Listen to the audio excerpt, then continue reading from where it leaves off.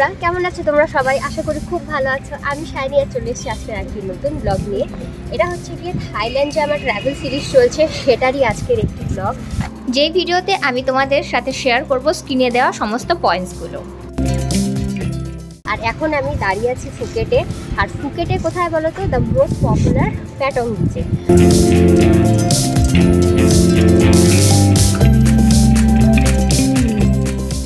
তো এই প্যাটং বিচে এসে নিয়ে আমি তোমাদেরকে দিনের বেলা যা আর কি আছে চারিপাশে সেটাই তোমাদেরকে দেখাবো।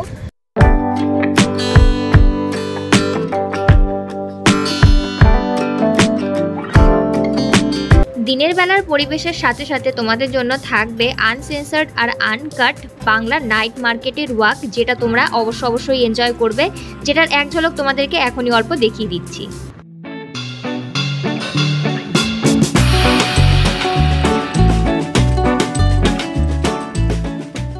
তো এটা আমি পরে সকালবেলা চলে এসেছি, কেননা প্রচণ্ড এখানে মানে কি বলবো সূর্যের তেজ আছে, কিন্তু ওয়েদার যেরকম হয় মানে ভারতের বিভিন্ন সি বিচে যেরকম হয় যে খুব গরম লাগে, সেরকম গরমটা কিন্তু এখানে নেই, মানে একদম সহ্যের মতন। জাস্ট তোমাকে ট্যান থেকে বাঁচার জন্য আমি একটা এরকম শিয়ার টাইপের একটা আউটার করে নিয়েছি।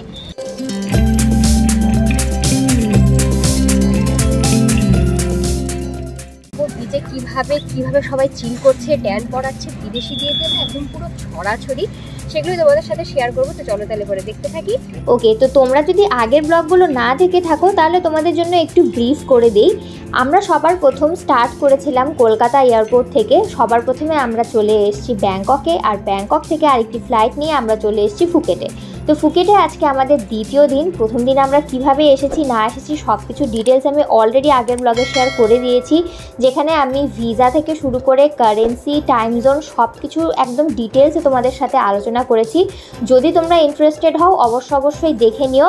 আমি ডেসক্রিপশন বক্সে লিঙ্ক দিয়ে দেবো, নয়তো চ্যানেলে গিয়ে অবশ্যই দেখে নিতে পারো।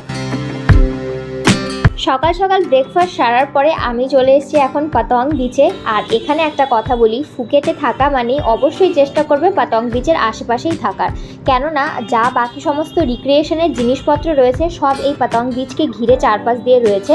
তো তুমি যদি হোটেলটি এই পাতং বিচের একদম কাছাকাছি নিয়ে নাও, সেক্ষেত্রে তোমার কিন্তু অনেকটা ফেয়ারই বেঁচে যাবে। ইভেন পায়ে হেঁটেই তুমি অনেকগুলো জায়গা কভার করে নিতে পারবে, ঠিক আছে?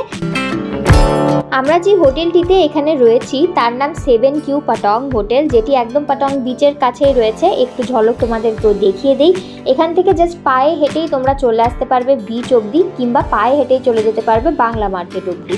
সাথে থাকলো তোমরা যদি ওয়াইল্ড লাইফ সাফারি করো, কিংবা কোনো রকমের রেস্টুরেন্ট যেগুলো রয়েছে এখনকার একদম ইনস্টাগ্রাম ট্রেন্ডিং, সে সমস্ত জায়গা যাওয়ার জন্য তোমরা এইখান থেকে শেয়ার ট্যাক্সি পেয়ে যাবে, একদম প্রপারই রয়েছে। থাইল্যান্ড ট্রিপের কথা শুনতেই মানুষের মাথায় যেটা চলে আসে সেটা হলো ব্যাংকক, কিন্তু ব্যাংকক ছাড়াও খুব সুন্দর জায়গা থাইল্যান্ডে রয়েছে, যেখানে তোমরা গিয়ে পুরো প্রাকৃতিক সৌন্দর্যকে এনজয় করতে পারবে।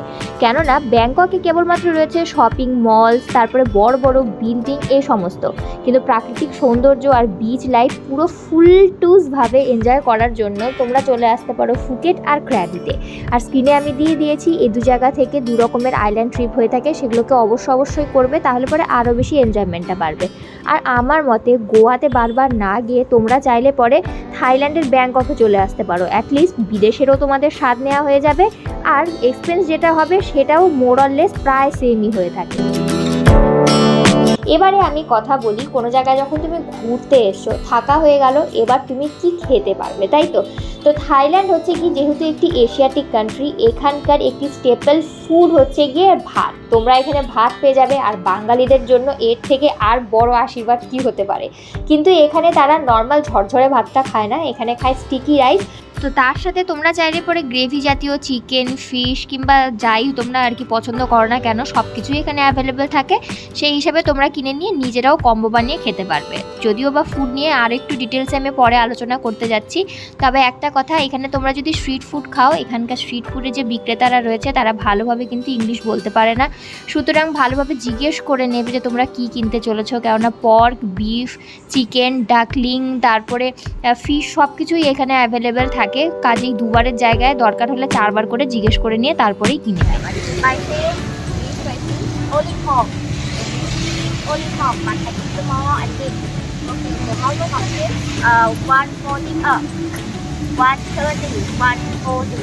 140?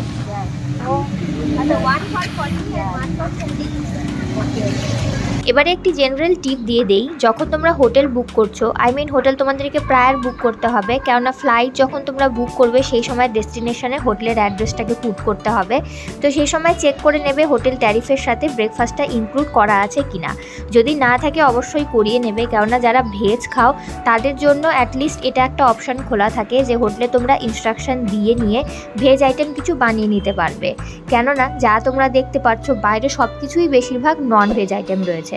আর সেক্ষেত্রে তোমরা যদি ব্রেকফাস্টটা একদম পেট পুরো ভালোভাবে করে নাও তাহলে কি হয়, দুপুর শেষ অবধি তোমরা তুমি অনেকক্ষণ অবধি ফুল থাকতে পারবে। তাছাড়া বাইরে গেলে পরে কোকোনাট ওয়াটার, ফ্রেশ ফ্রুটস কিংবা ফ্রুট জুস এ সমস্ত তো রয়েইছে, এগুলো খেয়ে নিয়েও তোমরা আরামসে কাজ চালিয়ে নিতে পারবে। আর যদি তুমি নন ভেজিটেরিয়ান হও তাহলে তো থাইল্যান্ড তোমার কাছে পুরো স্বর্গ। যেদিন তুমি আইল্যান্ড ট্রিপে যাচ্ছ, আইল্যান্ড ট্রিপে সেখানে টিকিটের সাথেই তোমার লাঞ্চটা বুক করা থাকবে। তো সেদিনের লাঞ্চ নিয়ে তোমাদের কোনো প্রবলেম নেই, ব্রেকফাস্ট তোমরা হোটেল থেকে করে বেরোচ্ছ।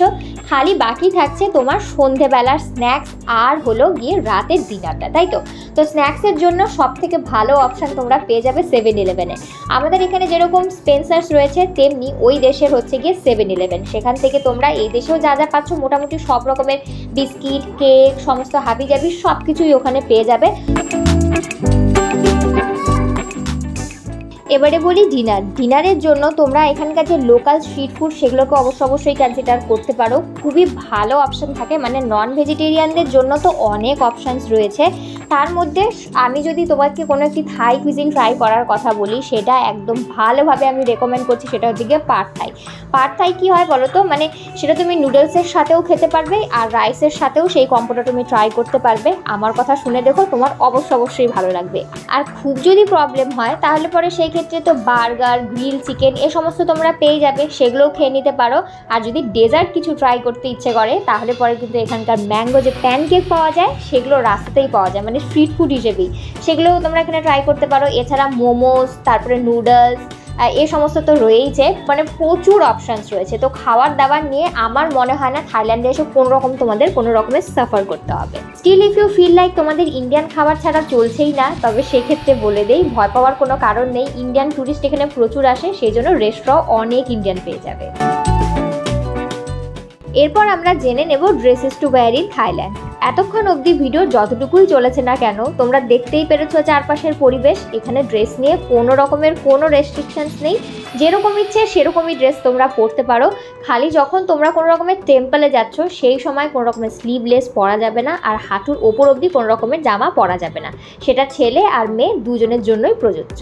তবে যতটুকু সাজেস্ট করার, বিচ যেহেতু ওয়েদার একটু হলেও গরম হবে, সেই ক্ষেত্রে তোমরা কটন বা হালকা এই ধরনের যে ফ্লোই কিংবা ব্রিজি টাইপের যে ফ্যাব্রিকগুলো থাকে সেগুলোকে অবশ্যই ক্যারি করো। যেদিন তোমাদের আইল্যান্ড ট্রিপ থাকবে সেখান থেকে ফিরে এসে সন্ধেবেলার সময়টা কিভাবে কাটাবে সেটা চলো এবারে জেনে নিই। এখানে ফুকেটে অনেক রকমের অপশানস রয়েছে বিচে। এখানে সন্ধ্যের সময় থেকেই শুরু হয়ে যায় বিভিন্ন রকমের অ্যাক্টিভিটি, যেরকম এই সমস্ত ফায়ার শোগুলো হয়ে থাকে সেগুলো তোমরা আনন্দ নিতে পারো, কিংবা এই যে স্কাই ল্যান্টার্ন যেগুলো আছে সেগুলোও এখান থেকে ওড়ানো হয়। এগুলো দেখে তোমাদের সময় আরামসে কেটে যাবে। সাথে রয়েছে এখানে লোকাল মার্কেটে তোমরা যদি মেয়েরা যদি হয় তাহলে পরে ড্রেসের যা সুন্দর কালেকশান রয়েছে না, তোমরা জাস্ট পাগল হয়ে যাবে। যদিও বা দামটা একটু বেশি হবে, কেননা সবসময় তো আমরা কম্পেয়ার করবো ইন্ডিয়ান কারেন্সির সাথে, একটু তোমাদের পকেট পিঞ্চিং হবেই। তবে একটা ব্যাপার কি, কিছু এরকম স্টোর আছে যেখানে তোমরা কম্পেয়ার করলে পরে আরামে দেখতে পারবে যে তোমাদের ইন্ডিয়া থেকে এইখানে সস্তায় কিছু জিনিস পেয়ে যাবে। সাথে ব্র্যান্ডেড ব্যাগ, বিভিন্ন রকমের সাবান যেগুলো রয়েছে, তো যাই হোক এগুলো তোমরা কিনে নিতে পারো। ধরো কাউকে গিফট দেওয়ার হলো কিংবা নিজেরই ইউজ করার জন্য হলো। আর চাইলে পরে দেখো বাইরে যখন এসছো একটু সফটওয়্যার তো কিছু একটা নেবেই, তাই না? তো সেই ক্ষেত্রে এই জিনিসগুলো কিন্তু তোমরা অবশ্যই কিনে দেখতে পারো। বিশেষত আমি একটা কথা বলবো, মেয়েদের এখানে বিচ ড্রেস খুব ভালো পাওয়া যায়। গোয়াতে যেরকম কয়েকটা স্টোর আছে ঠিক সেরকমই তোমরা এখানে দেখতে পারবে। এখানে পুরো ভরে রয়েছে সেই সমস্ত স্টোরগুলো। এবার একটু সিরিয়াস কথা নিয়ে আলোচনা করে নিই। যখনই তুমি ভারতের বাইরে অন্য একটি দেশে যাচ্ছ, অলওয়েজ একটি ব্যাগ মানে সেটা ক্রস বডি ব্যাগ হতে পারে, ওয়েস্ট ব্যাগ হতে পারে, তোমার স্লিং ব্যাগ হতে পারে, তার মধ্যে করে নিজের পাসপোর্ট আর যে ভিসার পেপারটা রয়েছে সেটিকে ক্যারি করবে। কেননা যখন তুমি অন্য একটি দেশে গেছো সেখানে তুমি যে ইন্ডিয়ান সেটা প্রমাণ করবে একমাত্র তোমার পাসপোর্ট। তো সেটা অবশ্যই কাছে রাখবে। আর এটা কোনো মতেই কিন্তু হাতছাড়া করতে দেওয়া যাবে না, কেননা এটা একবার হাতছাড়া হয়ে গেলে পরে সেটাকে ফিরে পেতে গেলে পরে অনেক রকমের স্ক্যাম হয়, দেন তোমাকে ব্ল্যাকমেলও করা হতে পারে। মানে এরকম প্রচুর ইনস্ট্যান্সেস রয়েছে যেটা হয়েই থাকে ট্যুরিস্টদের সাথে। সে সমস্ত জায়গা থেকে নিজেকে সাবধান রাখবে। যতই তুমি পার্টি করো না কেন, যতই তুমি আনন্দ করো না কেন, নিজেকে এই বিষয়ে যথেষ্ট সিরিয়াস রাখবে। এখন suggestion number 2 would be always তোমার সাথে কিছু ওষুধ ক্যারি করে নেবে। কেননা থাইল্যান্ডে কিন্তু প্রপার প্রেসক্রিপশন ছাড়া কোনো রকমের ওষুধ দেয়া হয় না। আর যেহেতু এটি একটি ট্রপিক্যাল কান্ট্রি, যখন তখন বৃষ্টি নেমে যায়, ও হ্যাঁ সেক্ষেত্রে কিন্তু ছাতা অবশ্যই একটি হলে পরেও ছাতা নিজের সাথে ক্যারি করবে। কেননা দুমদাম যখন তখন বৃষ্টি শুরু হয়ে যায়। যদিও বা নভেম্বর থেকে মার্চ অবধি একদম আদর্শ সময়, যে সময় বৃষ্টি কম হয়, তাও তুমি বৃষ্টির কবলে পড়বেই, যেমনটা আমরা পড়েছিলাম। তো ছোটোখাটো এই সমস্ত ব্যাধি হলে পরে তার জন্য রেডি হয়ে যাওয়া ভালো, যার জন্য প্যারাসিটামল, গ্যাসের ওষুধ, ইনো বাগেরা এ সমস্ত নিজের সাথে রাখবে যাতে কোনো রকমের অসুবিধাতে না পড়তে হয়। ও হ্যাঁ, ছাতার কথাতে বলে দিই, যদি তোমরা কোনো ভালো হোটেল বুক করো, 4 স্টার হোটেলগুলোতে কি হয়, ছাতা তোমাদেরকে আগে থেকে দিয়েই দেয়। আর বিচে যাওয়ার জন্য তোমাদেরকে আলাদা করে ম্যাট বাগেরা এই সমস্তও কেনার দরকার হয় না, সেগুলো সমস্ত হোটেলেই দেওয়া থাকে। যখন তুমি বিচে যাবে সেই সমস্ত ম্যাট নিয়ে তোমরা চলে যেতে পারবে, ইভেন ছাতাও ক্যারি করতে পারবে। এবারে একটা কথা বলি, হোটেলগুলোতে কি হয়, মানে প্লাগ পয়েন্টগুলো একটু আলাদাই থাকে, সেই জন্য তোমাকে কিন্তু ইন্ডিয়া থেকে অ্যাডাপ্টার ওখান থেকে কিনে নিয়ে আসতে হবে, নয়তো থাইল্যান্ডে এসে অ্যাডাপ্টার কিনতে গেলে পরে অনেকগুলো টাকা তোমার বেকার খরচা হয়ে যাবে। আমি যতটা পারছি তোমাদের জন্য ভিডিওটিকে ইনফরমেটিভ বানানোর চেষ্টা করছি। যদি পছন্দ হয়ে থাকে অবশ্যই কিন্তু লাইক করে দেবে আর বন্ধুদের সাথে শেয়ার করে দেবে। তো এরপরে আমি চলে যাচ্ছি থাইল্যান্ড। নাম শুনতেই আমাদের কাছে আরেকটি জিনিস মাথায় চলে আসে, সেটা হচ্ছে কি সেখানকার মাসাজ সেন্টারগুলো, তাই না? এখানে মাসাজ সেন্টার যেরকম ভরে ভরে রয়েছে, তেমনি 2-4 পা এগোলে পরেই তোমরা এখানে পেয়ে যাবে বিভিন্ন রকমের উইড ক্যাফে। ইয়েস, পুরো ওপেন, লোকজন ক্যানাবিস এখানে এনজয় করছে, যেটা ভারতে পুরোপুরিভাবে নিষিদ্ধ। আর এখানে পুরো চা পানের দোকান যেরকম আমাদের দেশে হয়ে থাকে, ঠিক সেরকমভাবেই সেখানে রয়েছে ক্যানাবিস ক্যাফে। তো যাই হোক, এরপরে চলে আসছি মাসাজ যে সেন্টারগুলো আছে সেগুলোতে যখনই তুমি যাচ্ছ অলওয়েজ ক্যারি আ কোম্পানি, মানে যার কাছে তুমি তোমার বিলঙ্গিংসগুলো একদম পুরো কি বলবো সেফ হাতে দিয়ে গিয়ে তুমি মাসাজের মজা নিতে পারো, ঠিক আছে? তো অবশ্যই কাউকে সাথে নিয়ে যাবে, একা যেও না, কেননা সেখানে প্রচুর ধরনের স্ক্যাম হয়, আগে থেকেই আমি সাবধান করে রাখলাম।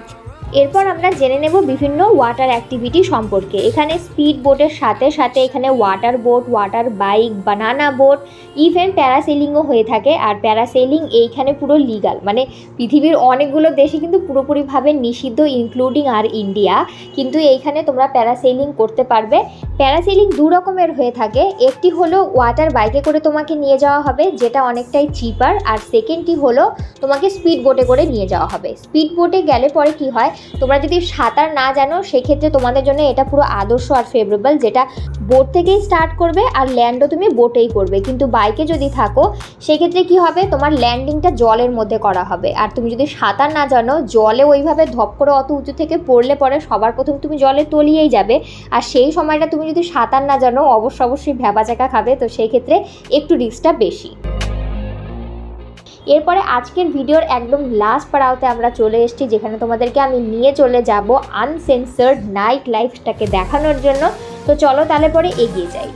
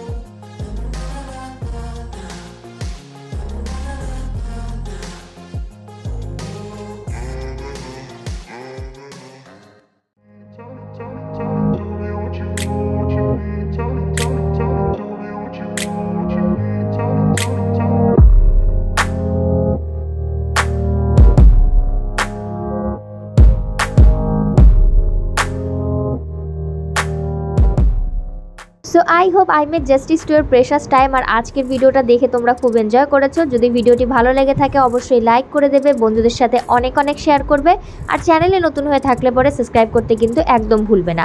আর এভাবেই তোমাদের সাপোর্ট বজায় রেখো। কেমন লাগছে সেটাও কিন্তু আমাকে অবশ্যই কমেন্টসে লিখে জানাবে। তো চলো তাহলে পরে আজকের মতো টাটা, পরের দিন দেখা হচ্ছে অন্য আরেকটি ব্লগের সাথে।